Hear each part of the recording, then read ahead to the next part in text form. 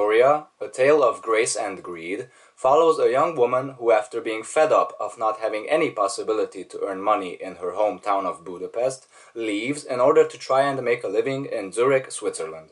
Every night, she finds herself doing the only thing she can do in order to make big money the fastest way possible: prostitution.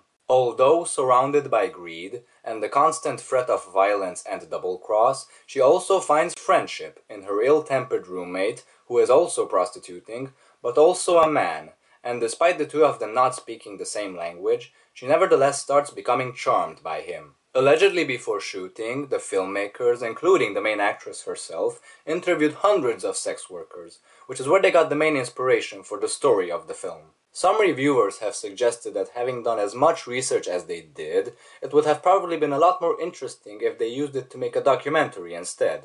Now, while I partially agree with that viewpoint, I can understand why they chose to go for the fictional film.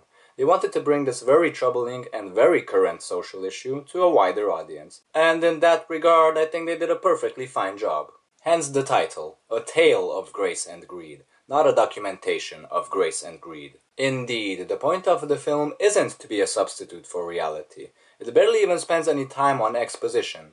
The film isn't about how or why a young woman would decide to become a prostitute. It's more about how things in life can go from bad to better to absolute nightmare, and whether or not after a while there still exists the possibility of any other solution for the apparent dead end a person might set themselves in motion towards.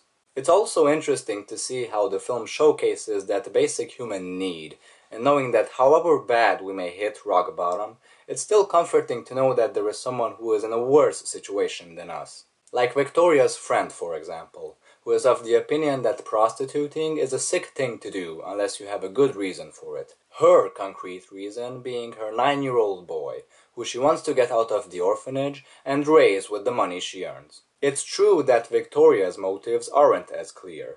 Her situation, while obviously unfortunate, isn't as extreme as that of her friends. Nobody is pressuring her into doing this. She has no children she would have to be taken care of. But I think that's what makes her all the more human, all the more relatable, that she is a flawed person, just like all of us, who doesn't always make the most rational of decisions. The other major characters are also well fleshed out, which is quite a triumph, seeing as some of them, especially the pimp, who at any moment might burst into a violent rage, could have so easily fallen into the trap of becoming caricatures.